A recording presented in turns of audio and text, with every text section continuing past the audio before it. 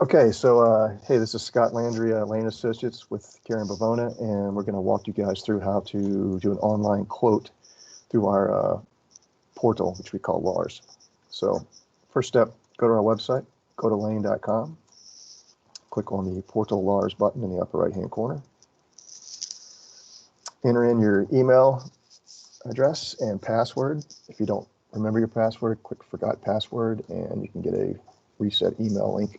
And if you're still having problems and you can't get in, give one of us a shout and we can get you in the system. So I'm going to go ahead and log in. And depending on how your agency's set up, you may just have one or two of these tabs. I have them all, but Rater Link is where the online rater is, and it's for artists and contractors. So click here, and we will do a new submission. First thing we need to know is the type of entity and the name.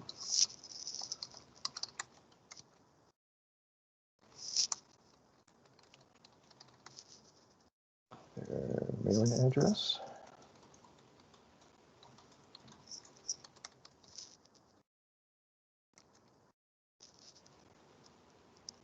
Zip code.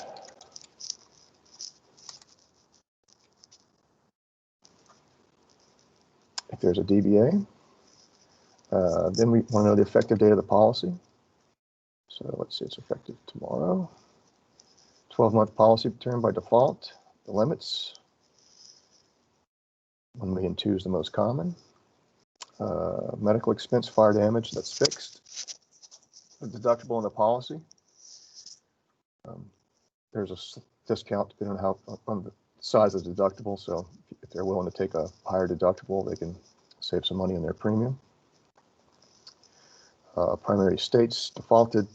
So here, number of active owners. So if we have a husband and wife, and the wife is just doing payroll or accounting, she's not considered active. So it's just people that are actually active in the operations, construction operations. Full-time employees. These are the W-2 employees. We kept that at 15,600. And then next we need to know the number of uninsured subs, part-time workers, day laborers, 1099, and then what the actual payroll costs are for those. So let's say we have 4 1099 employees that get an average of $5,000 a year. So that's $20,000 in part-time 1099 employees. So we have our total payroll. The system automatically includes the blanket additional insured where required by contract, primary non-contributory additional insured, blanket waivers of subrogation, per project aggregates included, and you have the spot to enter in a producer fee if you want to include that or print this and give it to the insured. I'll just go ahead and say next. Karen, did I miss anything? Are we good so far? Nope, we look good. So here we're verifying the physical address and the mailing address are the same. So next we're going to start entering in our class code. So we'll start off with drywall, add classification, and I'll type painting.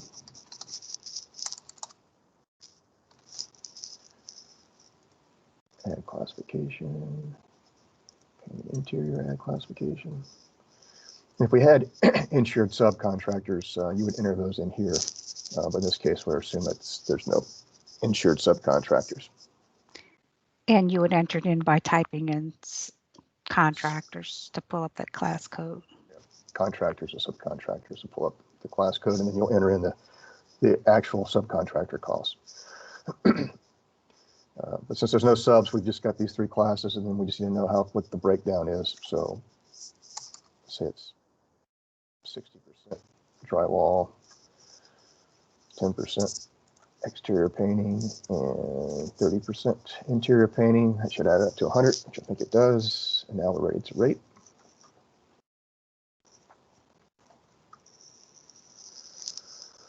So here's the premium, $16.65 with fee and tax, $19.29.24. If you want premium financing terms, you just say yes here.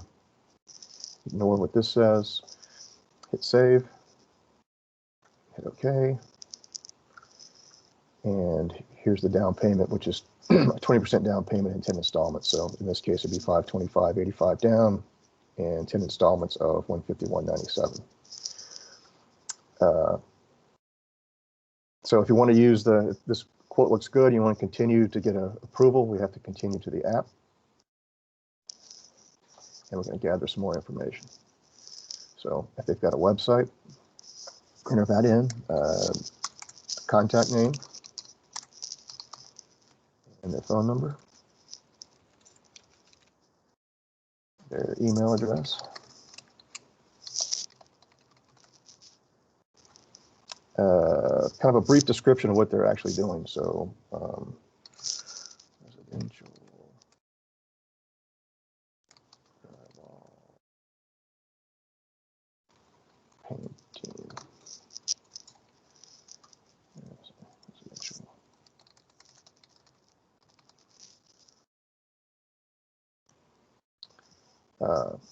And then if you could give us, it helps us just in the underwriting process, description of the last few jobs that they've done. So in this case, let's say we did a home painting and drywall. Cost of that.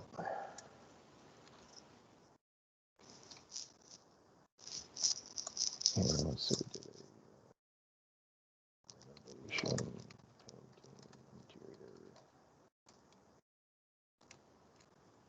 Cost of that. Just get a feel for the size of the jobs they're working on. State license, if it's applicable, the states they operate in. Number of years in business, which you can get from this Secretary of State's website if they don't know it. Years of experience. If it's a new venture, we need to have at least 3 years of experience, Karen? 3 years. 3 years of experience. There. Oh. Go ahead. It's 1 year's prior experience. 1 year, okay.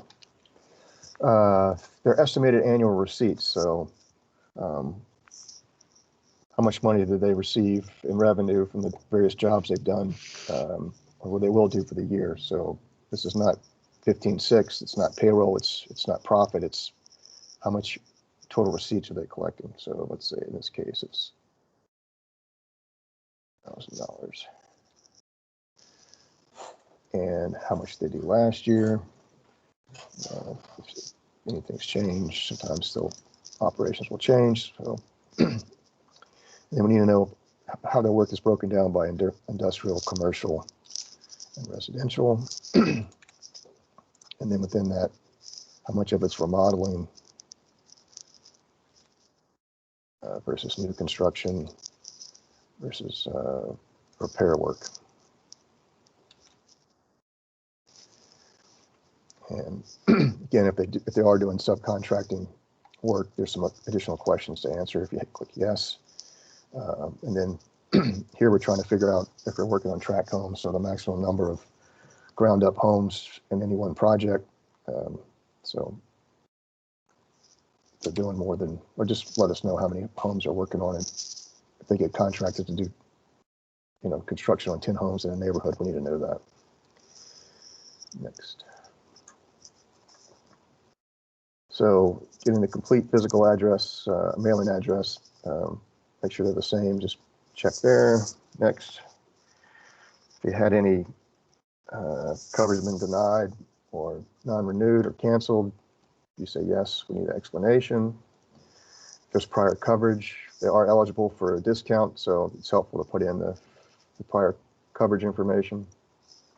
If they've had any losses in the past year, again, select it and give the details. In this case, we'll say no losses.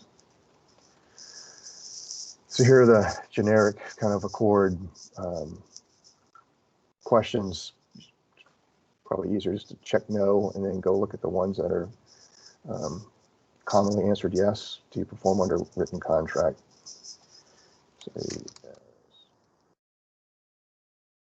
Under written contracts. They can enter any generic remarks here. which will show up on the application. So far, so good, Karen? Looks good. All right. So now we're ready to submit this to Karen for approval. So check here if you have the insured in your office. Just give us some comments. Hit confirm. This will come up. You can CC yourself on it or just send it. All right. So now you can see it's been submitted for approval. Karen will receive an email, review it, and then send back. Once it's approved, she'll send you back a quote like this, which contains the indication, the forms list, TRIA, finance contract, and the other attachment will have the application that was completed by filling out the online, and TRIA again, statement of no known losses, and the rates, and any remarks that were entered in. So in order to bind, need you to have that application signed by the insured, sign the TRIA, sign the statement of no known losses, the signed finance contract if you're going to use our financing. And it's just, if you're using someone else's financing, you can send that back too, just so we can key that in the system. And just email that to Karen at kbavona@godolane.com, and we'll get the binder issued with your policy number and invoice sent to you as soon as we get it. So that's basically the steps involved in using LARS for an online quote. If you have any questions, give us a shout. Karen, anything else you'd like to add? If no one responds immediately, give me a call at my desk and I will give it high priority. All right, guys, thanks for watching.